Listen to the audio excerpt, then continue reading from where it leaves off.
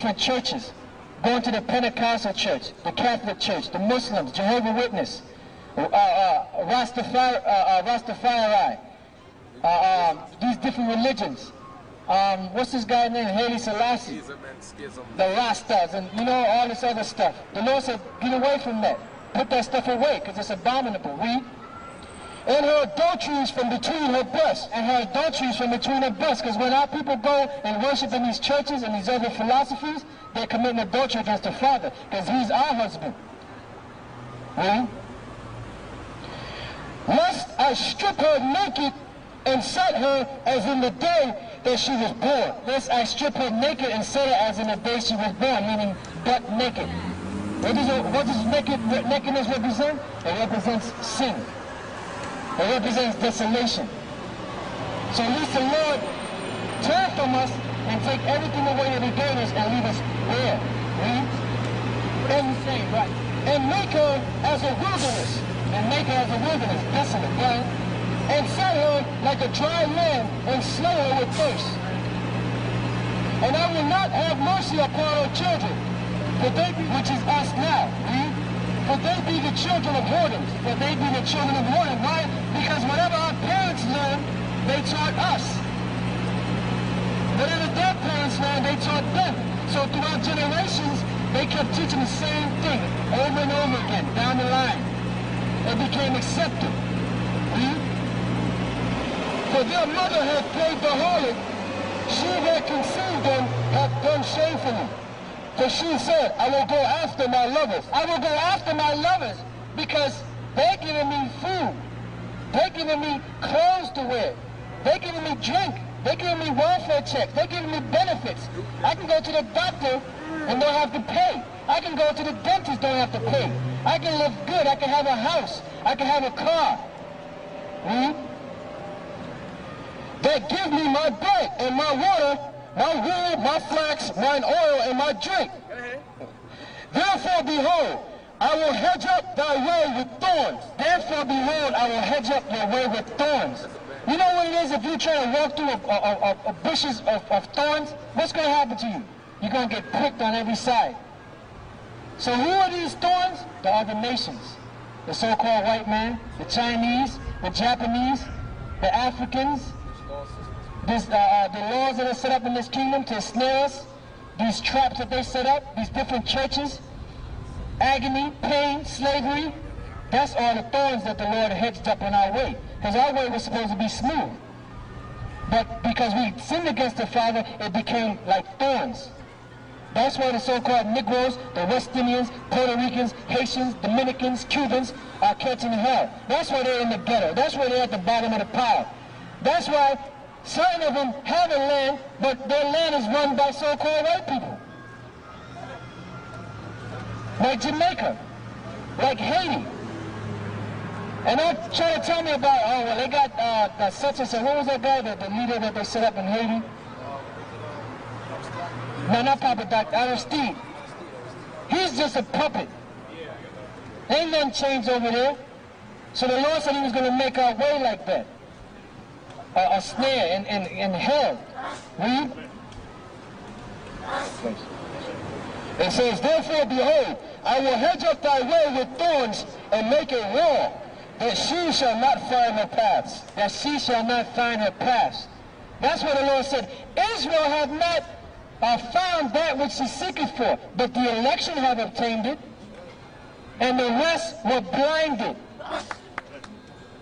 You see? Because our people, what are our people looking for? Salvation. They're looking for rest. They're looking for the time when they could just be able to sit back and don't have to work anymore. Why? Because we are the greatest people on the planet Earth.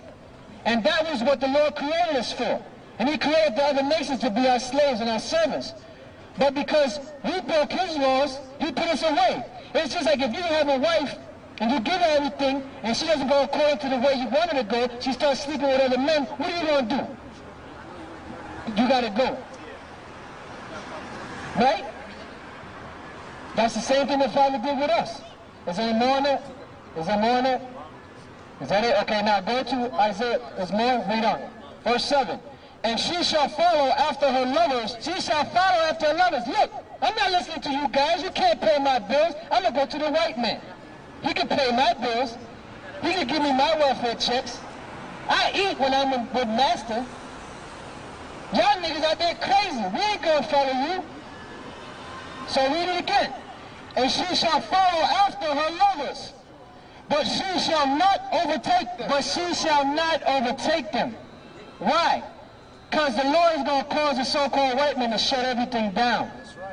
He's going to cause the so-called white man, the one that raised our people up and gave them certain little jobs, he's going to cause him to shut them down. The whole GM incident, the GM strike, that was all set up.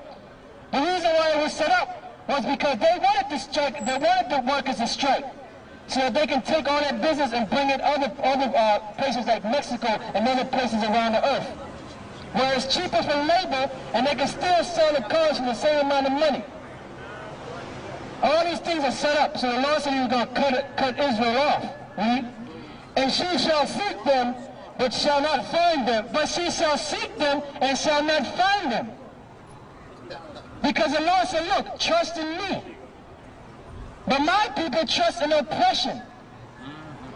They go chasing after the man that have oppressed them for salvation and deliverance. Then shall she say, I will go and return to my first husband. I will go and return to my first husband. You're going to come back to the Lord. Hosea 5:15. You got more on that, right?